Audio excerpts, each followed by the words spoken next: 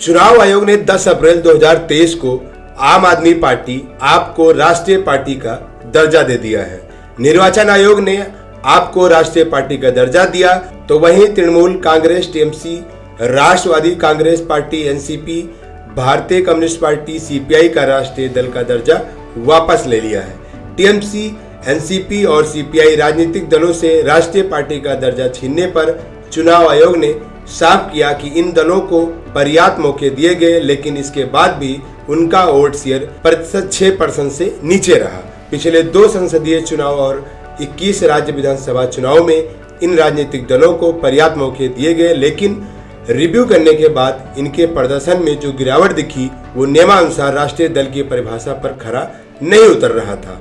इसके चलते उनका स्टेटस छीन लिया गया।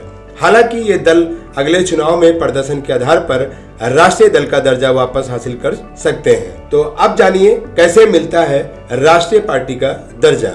कोई भी दल जिसे 4 राज्यों में प्रादेशिक क्षेत्रीय दल का दर्जा प्राप्त है, उस दल को राष्ट्रीय पार्टी का दर्जा हासिल होता है। या कोई दल 3 अलग अलग राज्यों को मिलाकर लोकसभा की 2% सीटें जीतती है, यानी कम से कम 11 सीटें जीतना जरूरी होता है, लेकिन ये 11 सीटें किसी एक राज्य से न होकर 3 अलग अलग राज्यों से होनी चाहिए। या यदि कोई पार्टी 4 लोकसभा सीटों के अलावा लोकसभा या विधानसभा चुनाव में 4 राज्यों में 6% वोट हासिल करती है तो उसे राष्ट्रीय पार्टी का दर्जा मिल सकता है। तो अब ये जानिए कि आपको किस लिए मिला राष्ट्रीय पार्टी का दर्जा। आम आदमी पार्टी को 4 राज्यों दिल्ली, गोवा, पंजाब और गुजरात में उसके चुनावी प्रदर्शन के आधार पर राष्ट्रीय पार्टी का दर्जा दिया गया। अरविंद केजरीवाल के नेतृत्व वाली आम आदमी पार्टी दिल्ली और पंजाब में सत्ता में है। आम आदमी पार्टी का चुनाव चिन्ह झाड़ू है। भारत में अब 6 राष्ट्रीय ऐसी पार्टी हैं जिनमें भारतीय जनता पार्टी, भारतीय राष्ट्रीय कांग्रेस, भारतीय कम्युनिस्ट पार्टी, मार्क्सवादी, Aam Aadmi party, Bahujan Samajwadi party, national people's party शामिल है। तो चलिए आगे जानते हैं भारत की 6 राष्ट्रीय पार्टी का इतिहास। सबसे पहले भाजपा। भारतीय जनता पार्टी 6 अप्रैल 2023 को 41 साल की हो गई है। 41 साल की उम्र में बीजेपी किसी युवा की तरह कामयाबी की बुलंदियों पर विराजमान है। बीजेपी आज की तारीख में देश की सबसे बड़ी और प्रभावशाली पार्टी है। बीजेपी ने इस मुकाम पर पहुंचने के लिए शून्य से सफर तय किया था। भारतीय जनता पार्टी, जिसका नाम पहले भारतीय जनसंघ था, जिसकी स्थापना 1951 में श्यामा प्रसाद मुखर्जी ने की थी। इस पार्टी का चुनाव चिन्ह दीपक था। इसने 1952 के संसदीय चुनाव में 3 सीटें प्राप्त की थी, जिसमें डॉक्टर श्यामा प्रसाद मुखर्जी भी शामिल थे। सन 1980 में जनता पार्टी टूट गई। 6 अप्रैल 1980 को अस्तित्व में आई भारतीय जनता पार्टी भारतीय जनसंघ के एक गुट ने अटल बिहारी वाजपेयी और लाल कृष्ण आडवाणी के नेतृत्व में जनसंघ से अलग होकर समाजवादी और गांधीवादी विचारधारा के नेताओं के साथ मिलकर भारतीय जनता पार्टी का गठन किया और भारतीय जनता पार्टी का चुनाव चिन्ह कमल का फूल रखा गया। अब जानते चलिए भारतीय राष्ट्रीय कांग्रेस पार्टी का इतिहास। भारतीय राष्ट्रीय कांग्रेस की स्थापना 28 दिसंबर 1985 को हुई थी। इसकी शुरुआत एक ब्रिटिश सिविल सेवक एलन ऑक्टेवियन ह्यूम ने दादा भाई नौरोजी और दिनसा वाचा के साथ मिलकर की थी। इस दिन भारतीय राष्ट्रीय कांग्रेस आईएनसी का पहला सत्र बॉम्बे में आयोजित किया गया था और 31 दिसंबर तक जारी रहा। इसे आज लोग कांग्रेस पार्टी के नाम से जानते हैं। ये भारत की 2 प्रमुख राजनीतिक दलों में से एक है। 1947 में आज़ादी के बाद कांग्रेस भारत की राजनीतिक पार्टी बन गई। कुल मिलाकर आज़ादी से लेकर 2019 तक 17 लोकसभा चुनावों में से कांग्रेस ने 6 में पूर्ण बहुमत जीता और 4 में गठबंधन का नेतृत्व किया। भारतीय राष्ट्रीय कांग्रेस का चुनाव चिन्ह हाथ का पंजा है। अब जानते चलिए आम आदमी पार्टी का इतिहास। गांधीवादी समाजसेवी अन्ना हजारे के भ्रष्टाचार विरोधी आंदोलन से जन्मी आम आदमी पार्टी आप की स्थापना 2 अक्टूबर 2012 को हुई थी। औपचारिक रूप से पार्टी की शुरुआत 26 नवंबर 2012 को हुई।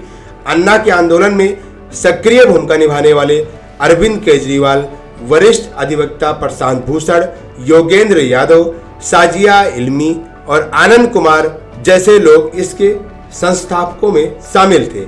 हालांकि ये अलग बात है कि अरविंद केजरीवाल के अलावा बाकी सभी संस्थापक सदस्य अब आम आदमी पार्टी से दूरी बना चुके हैं।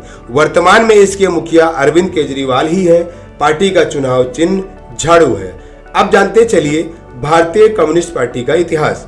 इसकी स्थापना 26 दिसंबर 1985 को कानपुर में हुई थी। 1964 में चीन और सोवियत संघ को लेकर हुए वैचारिक मतभेद के कारण कम्युनिस्ट पार्टी ऑफ इंडिया मार्क्सवादी का गठन किया गया था। सीपीआई मूल रूप से सोवियत संघ से प्रेरित पार्टी रही है। वर्तमान में इसके secretary general S Sudhakar Reddy हैं और राज्यसभा में इसके नेता डी राजा हैं। लोकसभा में इसके 1 और राज्यसभा में 2 सदस्य हैं। भारतीय कम्युनिस्ट पार्टी का चुनाव चिन्ह हथौड़ा और तराती है। अब जानते चलिए बहुजन समाजवादी पार्टी का इतिहास। बहुजन समाजवादी पार्टी, जिसे बसपा के नाम से जाना जाता है, बीएसपी का चुनाव चिन्ह हाथी है। इसकी स्थापना 1984 में दलित समुदाय के एक सदस्य काशीराम ने की थी। काशीराम डॉक्टर BR अम्बेडकर की शिक्षाओं से प्रेरित थे, जिन्हें प्यार से बाबा साहब कहा जाता है और जो भारत के संविधान के मुख्य वास्तुकार थे। काशीराम के खराब स्वास्थ्य के कारण 1993 में मायावती ने बसपा अध्यक्ष की कुर्सी संभाली। बहुजन समाजवादी पार्टी का मुख्य आधार उत्तर प्रदेश राज्य में है, जहां 2012 में प्रतिद्वंदी समाजवादी पार्टी से हारने से पहले मायावती ने 4 बार मुख्यमंत्री के रूप में कार्य किया। उत्तर प्रदेश में पार्टी का सबसे अच्छा प्रदर्शन 2007 में रहा, जब पार्टी ने बसपा सुप्रीमो मायावती के नेतृत्व में पूर्ण बहुमत से सरकार बनाई, और पार्टी का सबसे बुरा प्रदर्शन 2017 के भी विधानसभा चुनाव में रहा, जब पार्टी को बुरी हार का सामना करना पड़ा। कभी पूर्ण बहुमत पाने वाली बसपा इस चुनाव में सिर्फ 1900 सीटों पर सिमट गई। अब जानते चलिए नेशनल पीपुल्स पार्टी का इतिहास। नेशनल पीपुल्स पार्टी का गठन कभी कांग्रेसी नेता रहे और लोकसभा के पूर्व स्पीकर PA संगमा ने किया था, और बाद में उन्होंने कांग्रेस छोड़ी थी और शरद पवार के साथ मिलकर राष्ट्रवादी कांग्रेस पार्टी यानी NCP का गठन किया था। ये पार्टी जुलाई 2012 में बनी थी। फिर 7 जून 2019 को इसको राष्ट्रीय पार्टी का दर्जा भी मिल गया। ये नॉर्थ ईस्ट की अकेली पार्टी है जिसे राष्ट्रीय दल का दर्जा हासिल है। हालांकि इसका असर मेघालय तक ही है। NCP का चुनाव चिन्ह पुस्तक है।